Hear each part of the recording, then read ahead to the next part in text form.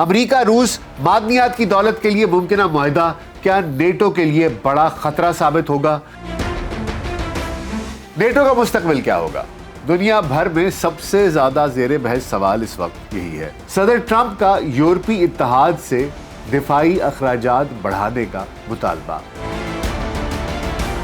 NATO 1949 میں قائم ہوا، مقابلے میں بنا سوویت اتحاد، وارسا پیکٹ، جو کہ تحلیل ہو چکا۔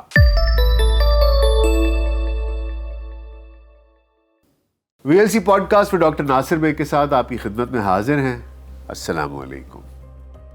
سکون محال ہے قدرت کے کارخانے میں، سکون محال ہے قدرت کے کارخانے میں، ثبات ایک تغیر کو ہے زمانے میں۔ عالمی سطح پر ان دنوں سب سے زیادہ زیر بحث سوال اور خدشہ یہ ہے کہ نیٹو کا مستقبل کیا ہوگا۔ یورپی ممالک سے وابستہ اس سوال کی بنیادی وجہ حال ہی میں یوکرین کے مسئلے پر صدر ٹرمپ کی قیادت میں امریکی پالیسی میں ایک بہت بڑی تبدیلی ہے۔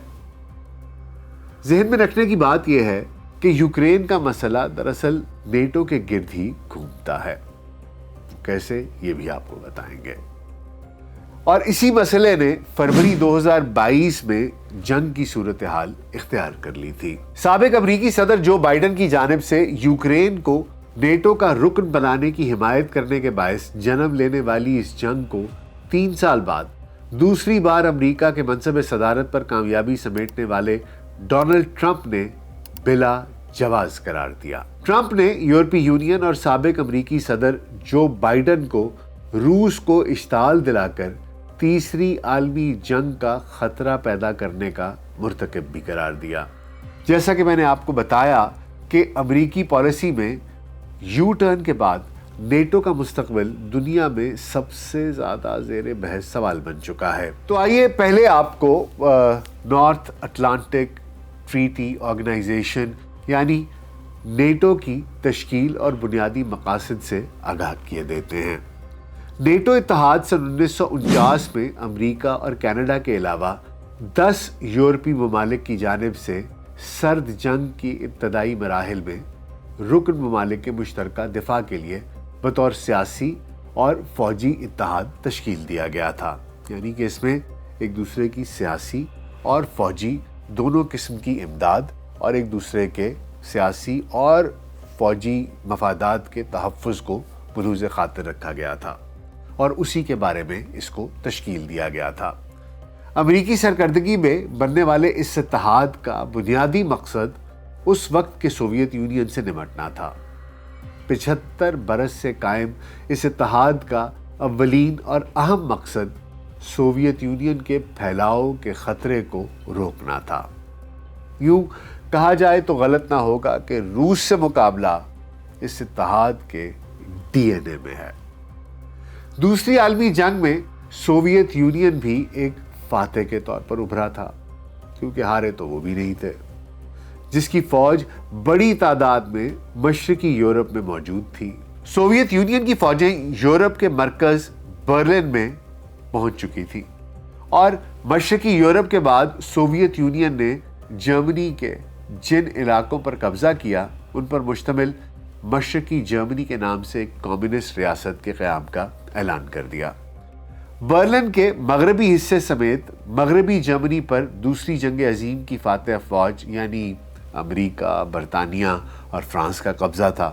1948 کے وسط میں سوویت رہنما جوزف اسٹالن نے مغربی برلن کی ناکہ بندی شروع کر دی، جس پر امریکہ اور دیگر 11 ممالک نے ایک سیاسی اور فوجی اتحاد نیٹو تشکیل دیا۔ اس کے بنیادی ارکان میں امریکہ، کینیڈا، برطانیہ، France, Italy, Norway, Belgium, Denmark, Portugal, Netherland, Iceland اور لگزمبرگ شامل، یعنی کہ 12 ممالک تھے۔ 1952 میں اس تنظیم میں یونان اور ترکی کو شامل کیا گیا، جبکہ 1955 میں مغربی جرمنی بھی اس اتحاد میں شامل ہو گیا۔ نیٹو معاہدہ اس بات کو یقینی بناتا ہے کہ اس کے یورپی اراکین کی سلامتی شمالی امریکہ کے ارکان کی سلامتی سے علیحدہ نہیں ہے۔ اور کسی بھی نیٹو رکن پر حملہ پوری اتحادی ممالک پر حملہ سمجھا جائے گا، جس کا دفاع مشترکہ ذمہ داری سمجھتے ہوئے ایک دوسرے کے دفاعی مدد کی جائے گی، اور سابق سوویت یونین کے پھیلاؤ کو روکنے کے علاوہ امریکہ نیٹو معاہدے کو یورپ میں قوم پرستانہ رجحانات کی بحالی کو روکنے اور بر اعظم میں سیاسی انضمام کو فروغ دینے کے لیے ایک آلے کے طور پر بھی دیکھتا تھا۔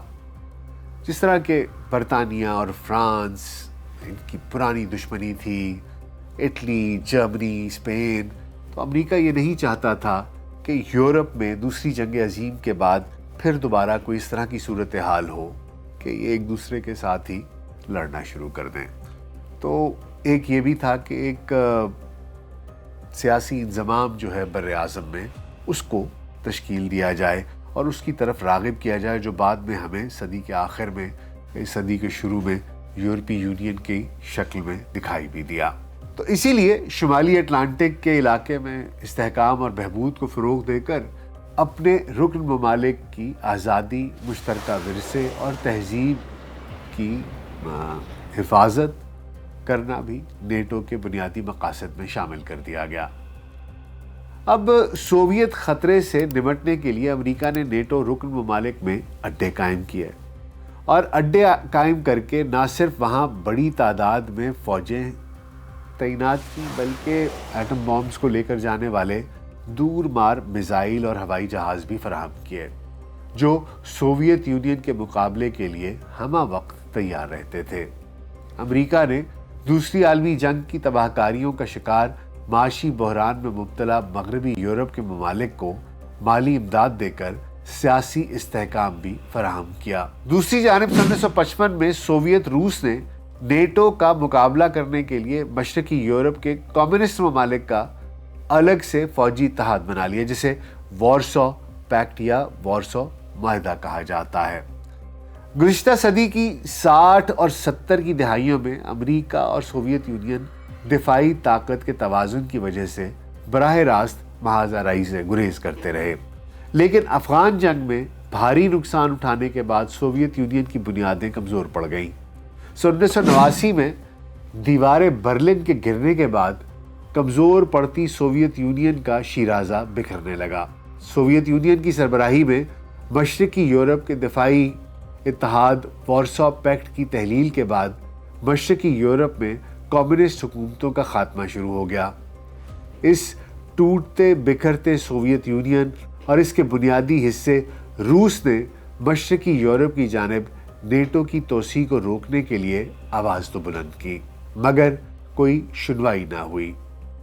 کہا یہ جاتا ہے کہ جب دیوار برلن گرائی گئی تو اس وقت گورباچیف کے ساتھ یہ معاہدہ ہوا تھا، معلوم نہیں وہ لکھا گیا کہ نہیں، لیکن یہ انڈرسٹینڈنگ تھی کہ یہ دیوار برلن صرف اس وجہ سے گرائی جا رہی ہے کہ نیٹو اس کے بعد مزید سوویت یونین کی طرف یا روس کی طرف نہیں بڑھے گی۔ بہرحال ایسا ہوا نہ، اور نیٹو بڑھنا شروع ہو گئی، اور دنیا کی اکلوتی سپر پاور کے طور پر ابھرنے والا امریکہ، اس نے نیٹو کا دائرہ مشرقی یورپ کے ممالک تک پھیلانا شروع کر دیا، جن کی سرحدیں روس سے ملتی تھی، اور روس کو اس سے تشویش ہونی شروع ہو گئی۔ جیسے جیسے ایک ملک بڑھتا گیا، ایک ایک قدم روس کی جانب بڑھتا گیا، روس میں تشویش بڑھتی گئی، اور یوں 2024 تک نیٹو ممالک کے ارکان کی تعداد اب 32 ہو چکی تھی۔ میں آپ کو بتانا چاہتا ہوں کہ نیٹو اتحاد نے روس کو کمزور سمجھتے ہوئے اپنا کردار بھی دفاعی تنظیم کی بجائے ایک مداخلت پسند تنظیم میں بدل دیا۔ بوسنیا، کوسوو اور سربیا کے خلاف مہمات میں حصہ لیا۔ 2001 میں نیٹو نے پہلی بار یورپ سے باہر اپنی فوجیں عسکری کارروائی کے لیے بھیجی۔ کہاں؟ افغانستان میں، اور افغانستان میں ہی انہوں نے اقوام متحدہ کی منظور شدہ اتحادی فوج کی اسٹریٹجک کمانڈ بھی سنبھالی۔ یوکرین کو بھی 2008 سے نیٹو میں شمولیت کی پیشکش کی جا رہی تھی۔ حالانکہ سوویت یونین سے آزادی کے وقت یوکرین نے روس سے وعدہ کیا تھا کہ وہ نہ صرف ایٹمی طاقت سے دستبردار ہوگا بلکہ نیٹو سمیت کئی دفاعی معاہدوں میں شمولیت نہ کرے گا۔ یورپی ممالک نے روس کی حامی یوکرین حکومت کے خلاف موجودہ صدر زیلنسکی کی حمایت کی، اور آخر کار زیلنسکی کے برسر اقتدار آنے کے بعد 2021 میں نیٹو سربراہی کانفرنس میں ایک بار پھر یوکرین کو نیٹو میں شمولیت کی پیشکش کو دہرایا گیا۔ اب آپ سمجھ سکتے ہیں کہ معاملات کس طرف کو جا رہے ہیں کہ روس کو تقریباً پش کیا گیا، ان کو پرووک کیا گیا، ان کو دیوار کے ساتھ لگایا گیا، اور روس نے خبردار بھی کیا کہ اگر یوکرین کو نیٹو میں شامل کیا گیا تو وہ یوکرین میں فوجیں داخل کر دے گا۔ لیکن دوسری جانب سے جارحانہ سرگرمیاں جاری رہیں، اور انہی جارحانہ سرگرمیوں کے جاری رہنے پر فروری 2022 میں روسی افواج یوکرین میں داخل ہو گئیں۔ اب 3 سال سے جاری روس یوکرین جنگ میں اچھا خاصا خوشحال ملک یوکرین نہ صرف ہزاروں انسانی جانوں کا ضیاع کر بیٹھا ہے بلکہ اپنی زرعی اور معدنی دولت سے بھی ہاتھ دھوتا نظر آ رہا ہے۔ نیٹو ان گزرے 3 سالوں میں یوکرین کے دفاع کے لیے اپنی فوجیں تو نہ بھیج سکا لیکن دفاعی امداد فراہم کرتا رہا، اور اس جنگ کو اگر ایک لحاظ سے دیکھا جائے تو اور کچھ نہیں کیا، صرف اس جنگ کو طول دیے رکھا۔ اب جنوری میں منظرنامہ تبدیل ہو جاتا ہے۔ جنوری میں حلف اٹھانے کے بعد صدر ٹرمپ کہہ رہے ہیں کہ یوکرین پر نیٹو کے دروازے بند ہیں۔ انہوں نے دھمکی دی کہ اگر نیٹو کے یورپی رکن ممالک نے اس کے اخراجات کے اپنے حصے میں اضافہ نہ کیا تو امریکہ نہ صرف یورپی ممالک کے دفاع کی ذمہ داری سے ہاتھ کھینچ لے گا بلکہ نیٹو سے بھی علیحدہ ہو جائے گا۔ ریپبلکن پارٹی سے تعلق رکھنے والے با اثر اراکین اور صدر ٹرمپ کے قریبی دوست اور مشیر ایلان مسک نے نیٹو سے علیحدگی کی حمایت کی ہے۔ دراصل صدر یورپی ممالک کو اپنے دفاعی اخراجات اور نیٹو کے سالانہ اخراجات میں حصہ بڑھانے پر مجبور کرنا چاہتے ہیں۔ ٹرمپ کا مطالبہ ہے کہ یورپی ممالک جو اس وقت دفاع پر اپنے جی ڈی پی کا 2% حصہ خرچ کر رہے ہیں وہ اس تناسب کو 5% تک بڑھائیں۔ امریکی صدر کے اس مطالبے پر یورپی ممالک خصوصی طور پر برطانیہ اور جرمنی نے اپنے دفاعی اخراجات میں اضافے کا اعلان کر دیا ہے۔ صدر ٹرمپ نے اس کا خیر مقدم بھی کیا ہے۔ اب اس پوڈ کاسٹ کے آخر میں جائزہ لے لیتے ہیں کہ دنیا بھر میں زیر بحث نیٹو کے مستقبل کے بارے میں جو سوال کیا جا رہا ہے اس کا ممکنہ جواب کیا ہو سکتا ہے۔ یاد رکھیں کہ صدر ٹرمپ نے اپنے پہلے دور صدارت میں بھی نیٹو کو فرسودہ قرار دیا تھا۔ ان کا کہنا تھا کہ اگر نیٹو تنظیم ٹوٹ بھی جاتی ہے تو انہیں کوئی مسئلہ نہیں ہوگا۔ ٹرمپ کا اعتراض یا موقف یہ رہا ہے کہ امریکہ نیٹو ممالک کے دفاع پر بہت زیادہ خرچ کرتا ہے۔ ایک طرح سے نیٹو کے کل اخراجات کا 70% حصہ صرف امریکہ کے کندھوں پر موجود ہے۔ صدر ٹرمپ کا کہنا ہے یورپی ممالک نے اپنا دفاعی بجٹ نہ بڑھایا تو وہ نیٹو تنظیم کو چھوڑنے پر بھی غور کر سکتے ہیں، کیونکہ امریکہ کا نیٹو کے دفاع کے لیے بہت زیادہ خرچ انہیں قابل قبول نہیں ہے۔ اب میری ذاتی رائے یہ ہے کہ امریکہ نیٹو سے فی الحال تو علیحدہ نہیں ہونے جا رہا۔ صدر ٹرمپ دراصل یورپی ممالک کو اپنے دفاعی اخراجات اور نیٹو کے سالانہ اخراجات میں حصہ بڑھانے پر مجبور کر رہے ہیں، کیونکہ وہ ایک بزنس مین ہیں اور کامیاب بزنس مین کسی نہ کسی طریقے سے دھونس دھمکی سے، کسی نہ کسی اسٹریٹجی سے اپنی بات منوانے کا عادی ہوتا ہے۔ تو یورپ امریکہ سرمایہ کاری اور تجارتی مفادات کے لیے وہ ہمیشہ سے ایک اہم خطہ رہا ہے، اور صدر ٹرمپ امریکہ کے مالی مفادات پر سمجھوتا نہیں کریں گے۔ مگر جیسا کہ اب یہ بھی دکھائی دے رہا ہے کہ سوویت یونین کے کمزور پڑنے پر روس کے زیر انتظام وارسا پیکٹ ختم ہو گیا، اسی طرح دنیا میں ترجیحات بدلنے کے بعد نیٹو کی اہمیت اور حیثیت بھی کمزور پڑ جائے گی۔ حالیہ طور پہ روس اور امریکہ کے درمیان اسٹریٹجک معاہدے، بالخصوص روس اور یوکرین میں موجود جو معدنیات ہیں، ان کی دولت سے متعلق تجارتی معاہدوں کی صورت میں دنیا بالخصوص یورپ کے سیاست میں واضح تبدیلی آ جائے گی، جس سے مجھے یہ لگتا ہے کہ نیٹو جیسا دفاعی معاہدہ غیر متعلقہ ہو کر رہ جائے گا۔ It will become irrelevant۔ اب دیکھا جائے تو ہو یہ رہا ہے کہ ایک دوسرے کے جانی دشمن، ایک دوسرے کو ولن کہنے والے، شیطان کہنے والے امریکہ اور روس، وہ ایک دوسرے کے قریب آ رہے ہیں۔ یوکرین نے ایک ڈیل دی، پیش کی کہ جناب آپ میری معدنیات آئیں تو آپ لے لیجئے اس میں سے کچھ نہ کچھ۔ زیلنسکی نے امریکہ کو ایک آفر کی۔ سننے میں یہ آ رہا ہے کہ روس بھی ایک ایسی آفر امریکہ کو کر چکا ہے۔ بہت ہی حیرت کی بات ہوگی کہ اگر روس اور امریکہ یہ آپس میں ایک معاہدے میں آ جاتے ہیں، اور ساتھ ساتھ سننے میں آ رہا ہے کہ یورپ سے پولینڈ اور ایک ملک اور وہ بھی اس معاہدے کو جوائن کرنا چاہ رہے ہیں، اور وہ چاہ رہے ہیں کہ مل کر نئے الائنسز بنائے جائیں۔ اب آپ سوچئے کہ وہ دنیا کیا ہوگی جس میں ایک ایسا الائنس ہو جس میں امریکہ اور روس دونوں شامل ہوں۔ یورپ دراصل دوسری جنگ عظیم کے بعد ایک آپ سمجھ لیں کہ انہوں نے امریکہ کو اپنا امام مان لیا اور بس کہہ دیا کہ پیچھے سے امام کے جو امام فیصلہ کر رہا ہے ہم مانیں گے۔ ان کی اپنی کوئی بھی نہ تو فارن پالیسی رہی ہے، نہ ہی کوئی ڈیفنس پالیسی رہی ہے، نہ ہی انہوں نے اپنے مفادات کو اس طریقے سے علیحدہ امریکہ سے رکھ کر سوچا ہے۔ اب جب کہ صدر ٹرمپ ان کو ایک کولڈ شولڈر دے رہے ہیں اور آپ سمجھ لیں کہ اتنے 70 سالوں کے بعد ان کو طلاق دینے کا سوچ رہے ہیں کہ آپ کو نیٹو سے نکال دیں، تو اس بیچاری یورپ کی ایک جو بوڑھی خاتون ہے اس کو یہ دکھائی سمجھ نہیں آ رہا کہ اب میں کروں گی کیا، میرے تو سارے فیصلے میرا مجازی خدا امریکہ کرتا رہا، اب میں کیا کروں گی۔ تو یہ یورپ کے لیے ایک بہت ہی مشکل اور ڈیفائننگ مومنٹ ہے۔ جرمنی میں انتخابات ہو چکے ہیں، برطانیہ میں انتخابات ہونے جا رہے ہیں، کینیڈا میں بھی، حالانکہ کینیڈا یورپ کا حصہ نہیں ہے لیکن وہاں پر بھی نیا وزیر اعظم آئے گا۔